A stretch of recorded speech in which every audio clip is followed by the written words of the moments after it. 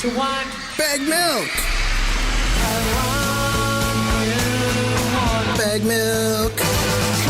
Baggedmilk. Oh, I swear. Oh, Baggedmilk. And I'm hungry like Are you doing Baggedmilk? Doing very well. How's it going, boys? Not bad, not bad. Doing good over here, yeah. I don't know if this is the best way to start, but it's an interesting way to start. I saw this thing on Twitter. True or false? Leon Draisaitl is a top 3 player in the NHL. Oh, yeah, 100%. Yeah, of course he is. Of course. Yeah, like, what are we talking about here? He is, first of all, most importantly, in my opinion, incredibly handsome. That also bumps him up a few rankings. Second, Yeah. he is getting 50-goal seasons like it's just something he does regularly now, and people don't talk about it enough. There's 2. He pumps home 100 points a year, no problem. 3, he was 2 points a game in the playoffs against Calgary on one leg. Yeah. You know, this guy gets, because he plays with Connor McDavid, Leon Draisaitl gets no respect from people outside of this market, and it's crazy to me. If you are lucky enough to watch that guy on a nightly basis like we are, enjoy it, because he is one of the best players in the league, and I don't care where you put him generally in your rankings, but he's incredible.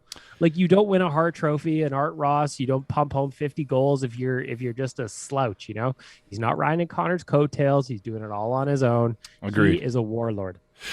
The thing for me is, it reminds me a bit of watching Mario Lemieux back in the day. When Lemieux had the puck, the game slowed down. Gretzky was fast, right? And did things quickly.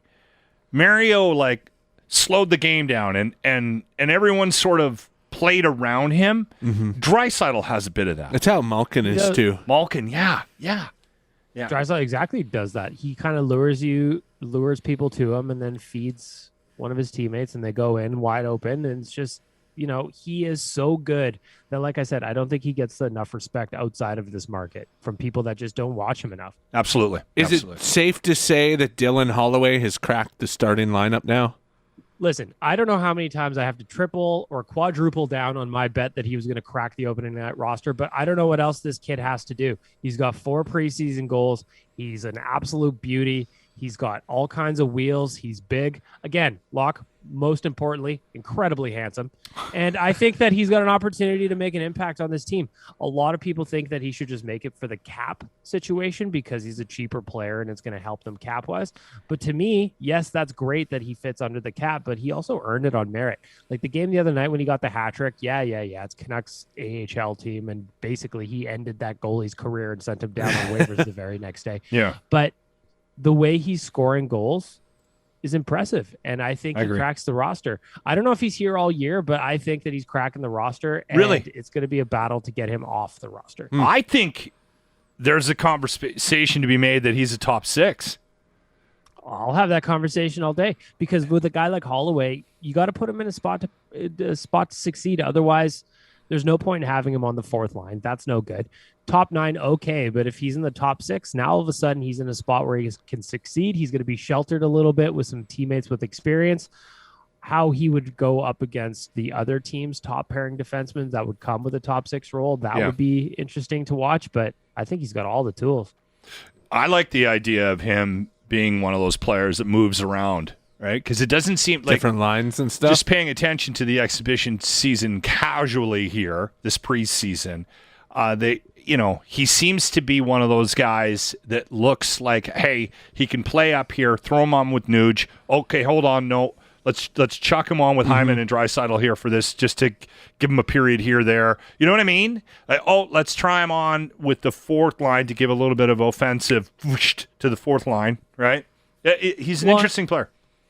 And that's a really nice thing about the Oilers forward group this year, is that there's so many solid guys, especially in the top 9, that I think Jay Woodcroft is going to mix and match these guys a lot over the course of the year. So I think you're right, Locke. I think Holloway is going to be right in that mix.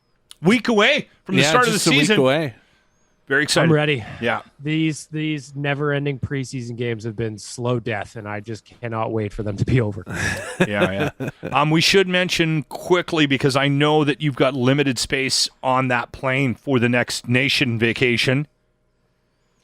Nation Vacation is almost sold out. We only have like singles left essentially. So if you want to go on this trip with us in January, you got to get on it now or you're going to miss out is the reality. We did not necessarily expect to sell out before the season starts, but that's kind of what it's looking like is going to happen. So if you want to come with us, nationgear.ca, we're going to Vegas in January. It's always a great time. We get up to all kinds of shenanigans. We'll have watch parties. We're going to the game.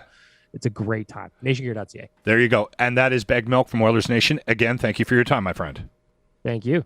The Locker Room for Always Plumbing and Heating. Weekday mornings on 95.7 Cruise FM.